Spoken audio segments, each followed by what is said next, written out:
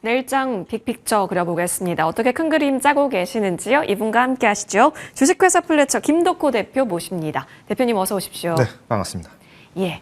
자, 현재 시장 분위기가요. AI 소프트웨어 쪽으로 쭉 가나 싶었다가 지금 잠시 동시효과 구간이기는 한데 LNG, 알래스카 쪽으로 수급이 좀 모이기도 합니다. 근데 오늘 너무 강했던지라 계속해서 이어갈 수 있는 수급이라면 우리는 오늘 끊지 말고 쭉 스윙 관점으로 봐야 하나 싶네요. 내일장에도 오를까 준비한 섹터는 바로 말씀드린 AI 쪽 되겠습니다. 자, 흐름 보겠습니다. 사실 정책이 더 많이 묻어 있습니다. 그러다 보니까 이제 이걸 어떻게 바라봐야 할까 싶긴 한데 정책이 묻었다라고 하고 또 대선 출마 후 첫 행보이기 때문에 의미는 크다라고도 볼 수는 있을 것 같은데요, 대표님. 뭐 사실 이제 AI 소프트웨어 쪽 사업이라고 한다면은 뭐 이게 꼭 정치 테마주로 결부될 것이냐라는, 그러니까 말 그대로 이 섹터 자체를 이제 정치 테마의 섹터로 볼 것이냐라는 질문에 대해서는 좀 어폐가 있다라고 좀 말씀드리고 싶어요. 그러니까 뭐 결국 이제 탄핵이 되긴 했지만은 뭐 윤석열 대통령께서도 뭐 이제 전에 이제 집권 당시에는 그래도 AI 사업들을 좀 활성화시키기 위해서 투자 자금들을 많이 조성을 하기도 했었는데, 이제 문제는 이제 우리가 이제 반도체 사업을 비롯해서 이공계열에 대한 어떤 R&D 예산에 대한 일부 삭감들 이런 것들이 이제 논란되다 보니까 상대적으로 이재명 대표가 만약에 이제 대선에 출마하게 되면은 이 AI 사업에 대해서 가속화를 할 거다. 그러니까 엑셀러레이팅을 할 것이다라는 기대감 때문에 오히려 이제 정책 테마주처럼 이렇게 이것이고 지금 거론이 많이 되고 있습니다. 그러다 보니까 지금 사실 많은 AI 소프트웨어 기업들에게는 이제 두 가지 공통점이 있죠. 첫 번째는 제조업이 아니기 때문에 만약에 트럼프 대통령이 90일 관세 유예를 다시 이제 90일 이후에 연장하지 않게 된다면은 여기서 가져갈 수 있는 이제 상대적인 수익을 만들 수 있다라는 것이 이제 기대감이 된다고 볼 수 있을 것 같고요. 두 번째는 이제 제조업이 아니기 때문에 이런 걸 우회를 한다라고 치면은 이제 본격적으로 이제 경기가 안정화가 돼야 되는데, 이 안정화를 하기 위한 정책 중 하나로서는 아무래도 이제 이 제조업종이라든가 이런 것들을 이제 해외에 있는 옵쇼어링, 그러니까 해외에 있는 기업들을 활용을 해서 굉장히 많이 제품들을 좀 많이 단가를 낮출 가능성이 크다. 그래서 물가 안정화를 위해서 노력할 것이다. 이런 기대감들이 나오면서 여러 가지들이 나오고 있습니다. 자, 그러다 보니까 이제 아침에 뭐 관련주들을 보신 분들은 아시겠습니다만 AI 소프트웨어주가 8시가 되자마자, 그러니까 우리가 대체거래소 때부터 이제 주가가 좀 반짝 상승을 많이 했었어요. 그러고 나서 좀 종목들이 순차적으로 좀 거래가 되고 있는 모습이 좀 포착이 됐는데, 물론 이제 종가로 이제 우리가 이제 거래소 기준으로 해서 이제 종가가 좀 다가오고 있다 보니까 종가 기준으로 좀 주가를 보면은 시초 대비했을 때는 많이 주가가 좀 떨어지고 있는 모습을 보이고 있어요. 이 말은 우리가 이제 지금 현재 나오고 있는 많은 종목들, 거론되는 종목들, 뭐 크라우드웍스 같은 경우에는 뭐 지난주에도 소개를 드렸습니다만은 뭐 일주일 내내 이제 계속 이제 움직임들이 좀 상승을 하다가 지금 오늘 돼서야 조금 이제 조정이 받는 모습이 나타나고 있고요. 뭐 동신건설을 비롯해서 뭐 기존의 국민의힘 뭐 안철수 의원과 관련된 뭐 알랩 이런 기업들도 사실 주가 흐름이 거의 비슷해요. 그래서 지금 시장에서는 AI 소프트웨어 섹터 자체에 대한 거론보다는 지금은 어떤 이제 정책적 이슈에 대한 어떤 기대감으로 해서 상승하는 것이 굉장히 크고, 또 지금 얼마 전에 또 이제 오세훈 시장이 이제 불출마 선언을 했잖아요. 그러다 보니까 아무래도 이제 지금 강력한 어떤 대권 주자로서는 뭐 이재명 대표가 좀 거론되다 보니 관련돼 있는 종목들이 좀 많이 상승하지 않나 보고 있습니다. 요점 좀 말씀드리면은 지금 시점에서 어떤 매출이나 어떤 실적에 대한 기대감보다는 어떤 대권 이후에 대한 기대 가치가 좀 많이 강하게 평가가 되어 있기 때문에 저는 가능하시면은 불알 매도를 계속 접근하시는 걸 권고를 드리겠습니다. 매수보다는 매도 쪽으로 언급 주고 계시네요. 그럼 이 속에서도 그래도 추가 시세가 좀 예상이 되는 그 종목은 어딜지 후보 열어보겠습니다. 여기가 진짜 엄청나더라고요. 동시 통역하는 걸 보니까 굉장했다라는 경험이 있는데, 플리토는 그래도 볼만하다라는 관점이신 거예요? 네, 그렇습니다. 사실 이 플리토 같은 경우에는 이제 매출의 거의 70% 가량은 이제 미국에서 미국 법인에서 지금 나타나고 있다 보시면 될 것 같고요. 올해 이제 미국 법인을 본격적으로 개소를 하면서 이제 업무를 좀 더 적극적으로 진행할 것으로 보여집니다. 더불어서 이제 플리토는 이미 이제 우리나라에 있는 어떤 사법 행정 처리 시스템이라든가 아니면 이제 광주은행을 비롯해서 이제 금융기관들에도 이 번역 서비스를 제공을 하고 있었고요.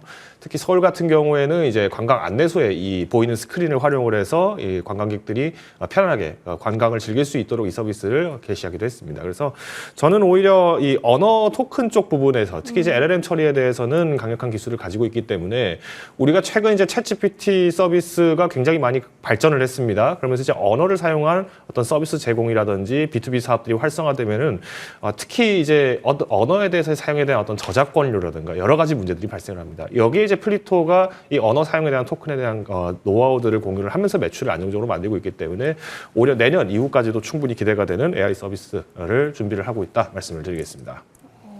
알겠습니다. 자, 플리토 같은 경우는 흐름, 본업적인 가치에 잘 빗대어서 언급 주셨으니까요. 챙겨보시면 좋겠고요. 이제 시장 분위기 한번 좀 어떻게 보고 계신지 보겠습니다. 확실히 관세 우려가 어느 정도는 좀 덜어지고 있는 건가 싶네요. 그런데 이거는 이제 우리가 잠깐의 모습을 봤을 때는 이런 이야기들이 나오고 있지만은 실제로 관세의 가장 큰 문제점은 지금 이제 중국과의 어떤 외교적 관계에 대해서 좀 미국이 단절하기를 요구를 하고 있어요. 네. 그만큼 이제 우리가 2차 무역 전쟁, 2차 미중 무역 전쟁이라고 얘기를 할 수 있을 정도로 지금 관세를 통해서 서로 간의 어떤 산업을 좀 견제하는 모습들이 굉장히 많이 나오고 있는데 일단 지금은 한숨 돌린 정도라는 표현이 정말 정확한 것 같습니다. 다만 우리가 이 부분을 계속 안심할 수는 없는 것이 올해 이제 5월, 6월 돼서 이제 본격적으로 어떤 대선 이후에 대한 영향감들이 슬슬 나타나기 시작할 거고 교묘하게도 이때 시점이 이 90일 유예가 이제 거의 끝나가는 상황이기 때문에 우리가 이제 양대 파트너, 그러니까 미국과 중국이라는 두 시장을 포기할 수 없기 때문에 우리가 정책적으로 어떻게 접근을 할 것이냐에 대한 문제들도 충분히 면밀하게 보셔야 될 필요가 있다. 그래서 지금은 한숨 돌린 격이지만 네. 우리가 늘 현금 보유를 어느 정도는 갖추고 있어야 된다라고 말씀을 드리겠습니다. 네, 현금 보유는 계속해서 유지하면서 현재 시장 바라보자라고 말씀 주셨습니다. 동시효과 구간 현대 양재 시장은 플러스권에서 마무리할 것으로 보여집니다. 한숨 돌리기적 성격으로 볼 수 있을까요? 2457선과 709선 지키면서 마무리합니다. 고생하셨습니다.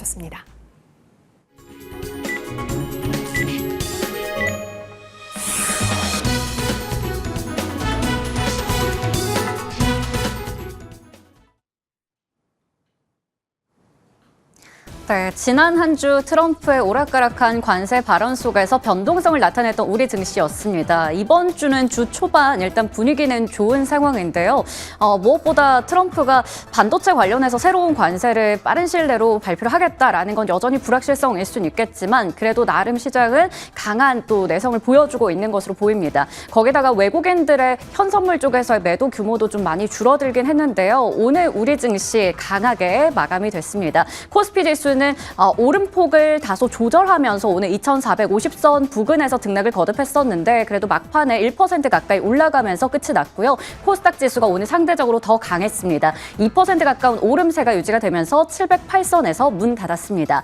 오늘 수급 체크해 보시면 개인들이 거래소 쪽에서 2천억 원 넘게 사들이면서 힘을 좀 보여줬고요. 외국인들은 2,800억 원어치 팔았습니다. 반면에 기관 쪽에서는 다소 소액이지만 매수 우위가 확인됐습니다. 다음으로 코스닥 시장 넘어가 보시면 이쪽에서는 외국인들이 작은 규모지만 매도 우위를 나타냈고요. 기관 쪽에서는 200억 원 이상 사들였고 개인들도 매수 우위로 확인이 됐습니다.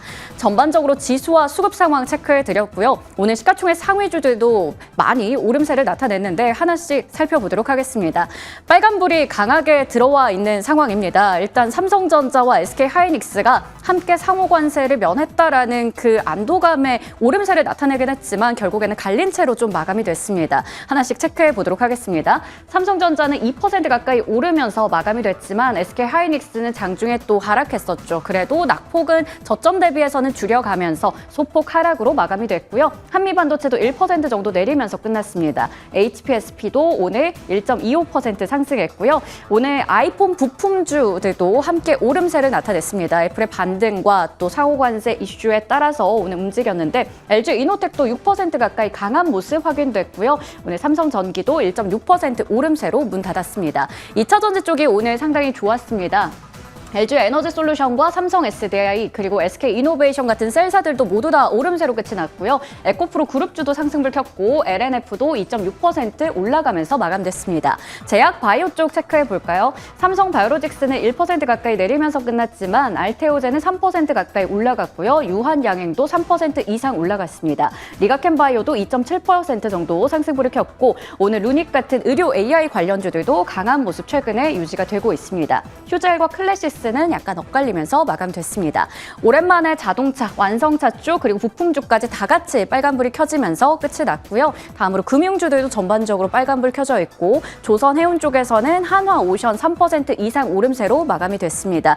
그리고 알래스카 LNG 프로젝트에 대한 기대감 여전히 가득한 가운데 특히나 하루 이틀 사이에 또 LNG 관련해서 협의가 있을 거다라는 이야기가 나오면서 오늘 오후 들어서 LNG 관련주들이 상당히 좋은 모습 확인되기도 했습니다.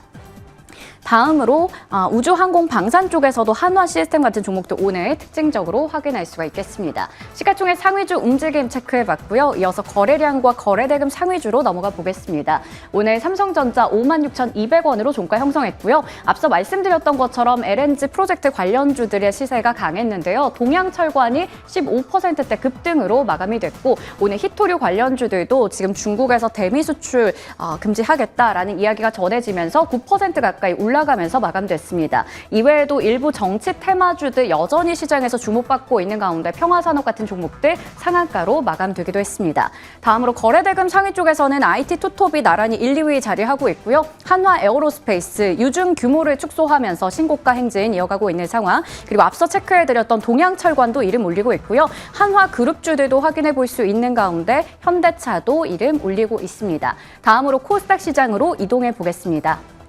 이쪽에서는 토마토 시스템이 1위를 기록하고 있습니다. 최근에 많이 주목받고 있는 종목인데 오늘도 24%대 급등세로 마감됐고요. 스튜디오 미르도 오늘 5.7% 정도 오름세 확인됐고 미스터블루 같은 지난주에 많이 주목받았었던 미디어 관련주 일부도 오늘 시세가 나타나고 있는 상황입니다. 다음으로 거래대금 상위 쪽에서는 AI 소프트웨어 관련주들 오늘 장 초반부터 뜨거운 열기가 확인됐었죠.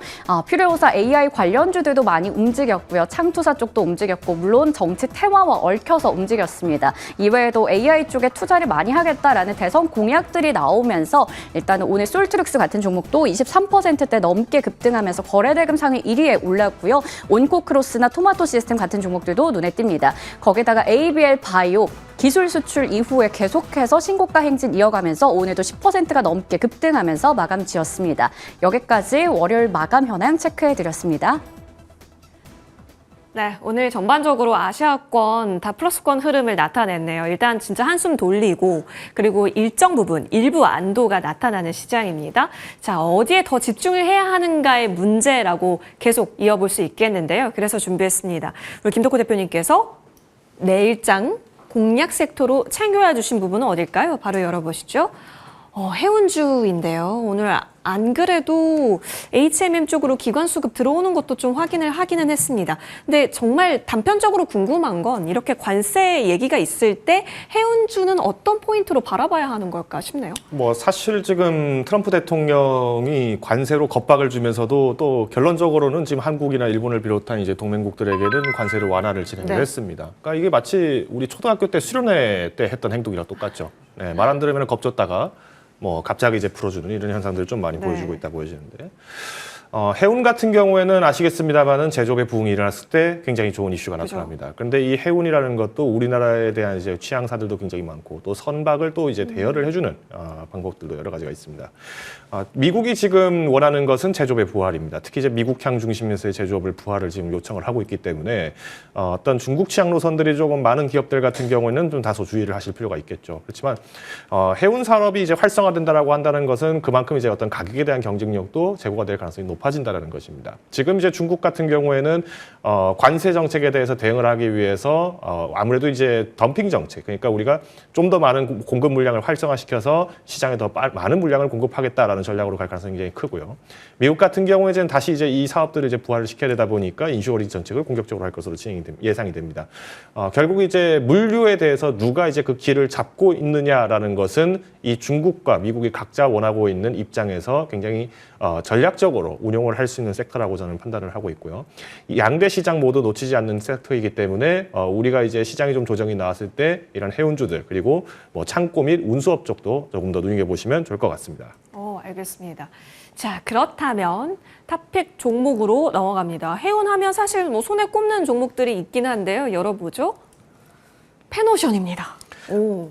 아마 페노션을 제가 소개해드리면 아마 놀라시는 분들도 예. 계실 것 같아요. 사실 이제 페노션이 그동안은 이제 벌크선, 그러니까 건화물 중점적 사업을 많이 했었고, 이제 곡식류들 위주로 많이 사업을 했었습니다. 최근에 이제 LNG선을 이제 지난 2024년도와 이제 올해 이제 1분기까지 총 이제 3대를 또 신주 LNG선을 또 이제 인도가 완료가 됐기 때문에 앞으로 이제 마진율이 좀 높은 이 LNG선을 활용하기에는 이 페노션의 영향들이 좀 더 확대가 될 가능성이 높다라고 보고 있습니다.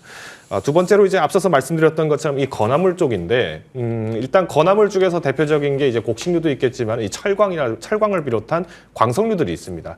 지금 관세를 매긴 것이 이제 중국산 철강 제품입니다. 즉 이 말씀은 광석이 아니라 오히려 이 중국에서 만들었던 이 제조된 어떤 강판이라든가 후판들과 같은 제품들이겠죠.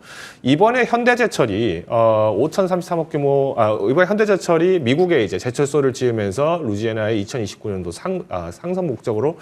상용 목적으로 이제 지금 건설을 하려고 준비를 하고 있는데 아무래도 이 5,033억의 규모의 이 운송 계약 중 하나가 또 현대글로비스와 직접적으로 체결이 예약이 되어 있습니다.